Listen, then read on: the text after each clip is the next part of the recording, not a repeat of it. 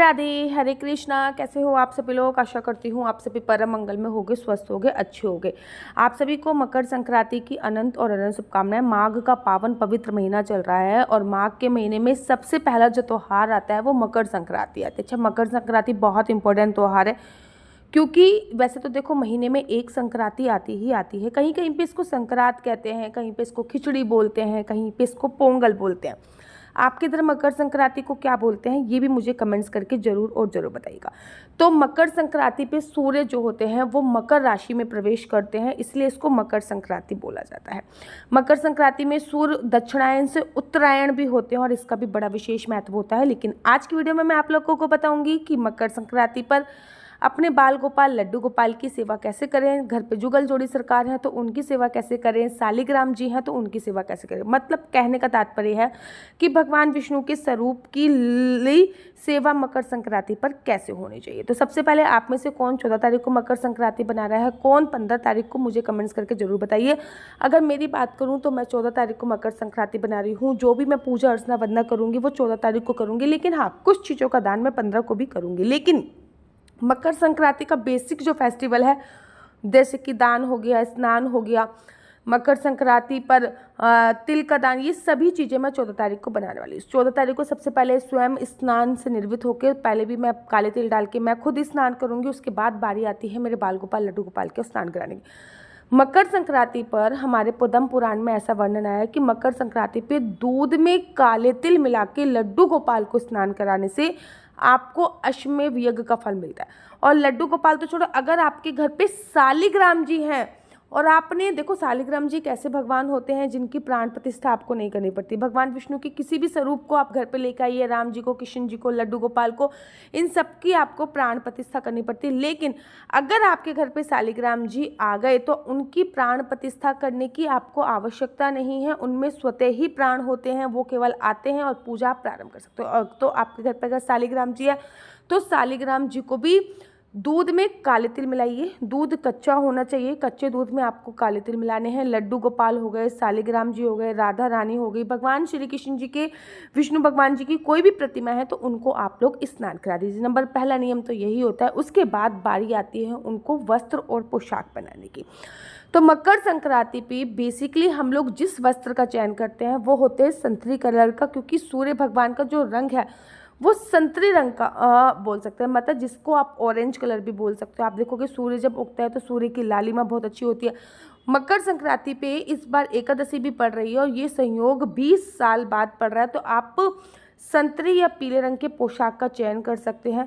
नए अगर आपके पास है तो आप नए ले सकते हैं, नहीं तो संतरी कलर तो आपको लेना ही लेना है, इस दिन बहुत ही आवश्यक है। तो उनको सबसे पहले तो पानी में तिल डाल के स्नान कराइए। उससे पहले ना तिल का एक उपटन भी बना लीजिए। आप लोगों के पास गोपी चंदन होगा, गोपी चंदन थोड़ा सा लीजिए। गोपी चंदन को लेने के बाद उसमें थोड़ा सा इत्र डालिए, उसमें थोड़े से काले तिल डालिए। ये आपका एक उपटन रेडी है। या फिर आपके पास अगर अभ्यांग पाउडर है जो आप लोगों ने मुझसे मंगाया होगा, तो अभ्यांग पाउडर क्या होता है, लड्डू गोपाल को एक लेप लगाया जाता है, वही होता है। तो उसमें बहुत सारी चीज़ें हैं, गुलाब की पंखड़ियाँ हैं, ये ब्रजरज है, बहुत सारी चीज़ें हैं उसमें। तो आप उसमें गोपी चंदन भी है, तो उस अभ्यांग पाउडर में थोड़े से काले तिल डाल के लड्डू गोपाल को पहले पूरा लेप लगा लीजिए।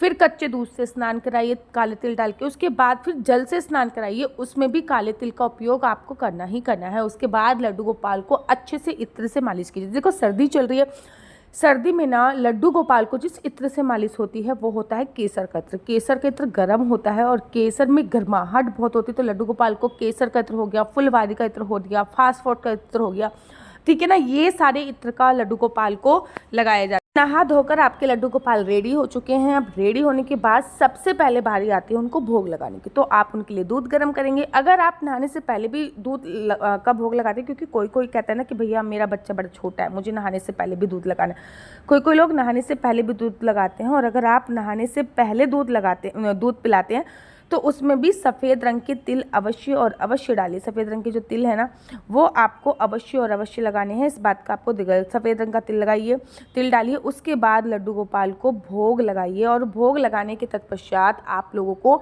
मकर संक्रांति की ना कथा आती है, अगर नहीं होगी आपके पास तो मैं अपने यूट्यूब चैनल पे कथा डाल दूंगी, तो मकर संक्रांति की कथा पढ़िए। उसके बाद आपको लड्डू गोपाल को तिल के लड्डू, तिल की गज्जक का भोग लगाना है। याद रखो इस दिन ना विशेषकर गुजरात की तरफ बहुत पतंग उड़ाई जाती है, तो लड्डू गोपाल को छोटी सी पतंग आप दे सकते हो, ठीक है। लड्डू गोपाल को आप मूंगफली होगी, गज्जक होगी, इस दिन मूंगफली गज्जक का भोग। वैसे तो हमारे यूपी में ना इस दिन खिचड़ी का भोग लगाया जाता है, लेकिन अब है षठ तिल एकादशी, तो सुबह सुबह तो मैं खिचड़ी का भोग लगाऊंगी नहीं। तो मैं क्या करूँगी, शाम को 6 बजे के बाद ना एकादशी तिथि खत्म हो जाएगी, तब मैं खिचड़ी बना लूँगी और उसमें भी मैं तिल जरूर डाल दूँगी। तिल डाल के मैं वो भोग लड्डू गोपाल को लगा दूँगी और फिर वो भोग लगाने के बाद मैं वो फ्रिज में रख दूँगी, खाऊंगी नहीं, क्योंकि एकादशी का हम लोगों का व्रत है, उसमें हम चावल का सेवन नहीं कर सकते। ऐसा नहीं है कि चावल छू नहीं सकते, लेकिन चावल का सेवन नहीं करते। तो लड्डू गोपाल को भोग लगाने के बाद वो खिचड़ी मैं फ्रिज में रख दूँगी, अगले दिन प्रसाद स्वरूप वो खिचड़ी हम सब खा लेंगे। तो ऐसे करके खिचड़ी का भी भोग लग जाएगा। आप चिड़वे का भोग भी लगा सकते हो, कहीं कहीं पे दही चिड़वा खाया जाता है। सेम प्रोसीजर आपको शाम को 6 बजे एकादशी तिथि खत्म हो जाएगी, तो शाम को 6 बजे आप लड्डू गोपाल को दही चिड़वे का भोग लगाइए, वो आप संभाल के रख लीजिए, अगले दिन फिर वो आप खा सकते हैं। उसके बाद लड्डू गोपाल को पतंग दीजिए। पतंग देने के तत्पश्चात आप आरती कीजिए बहुत अच्छी तरीके से। जब आप आरती कर रहे हो तो उसमें भी अखंड ज्योत जलाइए, तिल के तेल की जलाइए, काला तिल अवश्य डालिए, इस बात का आपको ध्यान रखना है। आप बीच बीच में लड्डू गोपाल को पूरे दिन आप जो भी खाना दे रहे हो, जो भी आप भोग समर्पित कर रहे हो, उसमें तिल का सेवन जरूर कीजिए, तिल जरूर लगाइए। आप षठ तिला एकादशी और मकर संक्रांति पे ना दान की बहुत बड़ी महिमा है, तो आप जो भी दान कर रहे हो तो वो लड्डू गोपाल के सामने खड़े होकर आप संकल्प ले लीजिए कि भैया मैं ये चीज़ें दान कर रही हूँ। संकल्प लेने के बाद वो चीज़ आप दान कीजिए, बहुत अच्छा रहेगा। याद रखो जो आप अखंड ज्योत जला रहे हो उसमें काला तिल डालना बहुत ज़्यादा ज़रूरी होता है। लड्डू गोपाल को नई नई पोशाक, मूंगफली, गज्जक, रेवड़ी, अगर आप तिल की लड्डू बना सकते हैं, मतलब तिल की कोई भी चीज़ अगर आप बना सकते हो बहुत अच्छी बात है। मकर संक्रांति पे तिल की चीज़ें बहुत इंपॉर्टेंट होती हैं बांटना। शाम के समय घर के मुख्य द्वार पर 2 दीपक अवश्य जलाइएगा, वो भी तिल के होने चाहिए।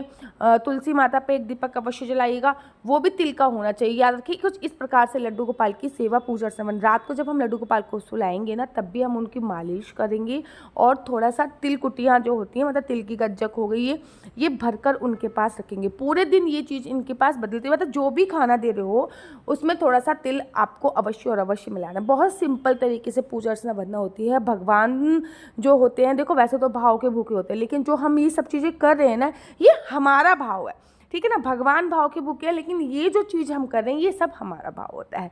आशा करती हूँ आपको बहुत अच्छी तरीके से समझ में आ गई होगी। मेरा नंबर आपको नीचे स्क्रीन पर दिख रहा है।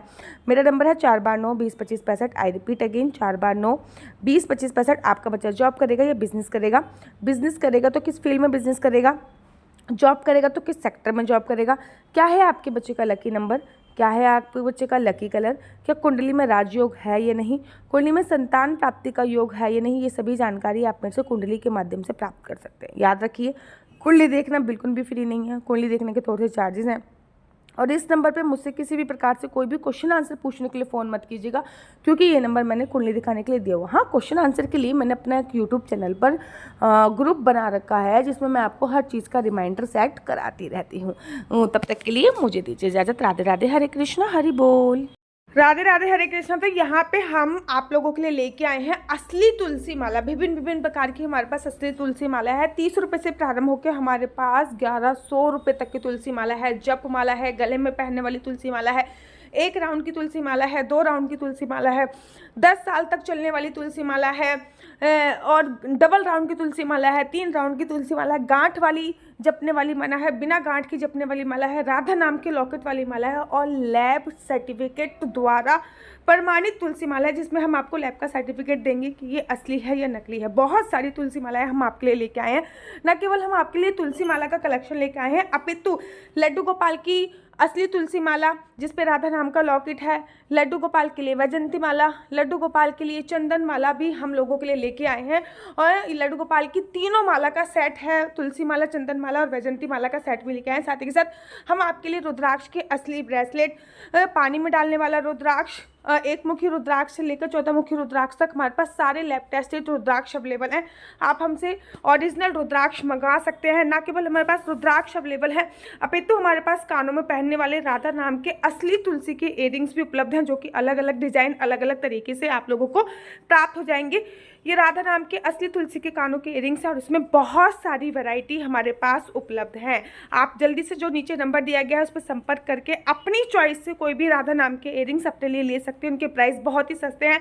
150 रुपये से फ्री हो 150 रुपये से स्टार्ट होकर मात्र 200 रुपये तक है। और यह है राधा रानी और भगवान श्री कृष्ण जी के चरण, जो आपको अपने मंदिर में जरूर और विभिन्न प्रकार की अलग अलग तुलसी मालाएं आप लोगों के लिए उपलब्ध है। 30 रुपये से प्रारंभ होकर 1300 रुपये तक की तुलसी मालाएं आप लोगों के लिए उपलब्ध है। हम आप लोगों के लिए लेके आए हैं श्रीधाम वृंदावन की रज, 8 प्रकार की रज इसमें उपलब्ध है। न केवल एक सेवा कुंज की, निधि कुंज की, ललिता कुंड की, राधा कुंड की, कृष्ण कुंड की, निधि वन की, यमुना जी की, 8 जगह की ब्रज रज इसमें आपको उपलब्ध हो जाएगी। ऑर्डर जल्दी से जल्दी नीचे दिए गए नंबर पर करिए, हमारे पास लिमिटेड स्टॉक है। राधे राधे हुआ है। अगर आपको मेरी वीडियो अच्छी लगती है तो आप अपने यूट्यूब चैनल हरि बोल को लाइक शेयर सब्सक्राइब करना बिल्कुल भी मत भूलिए। तब तक के लिए मुझे दीजिए इजाजत। राधे राधे, हरे कृष्णा, हरि बोल। आप सभी को शक्तिला एकादशी की अनंत और अनंत शुभकामनाएं।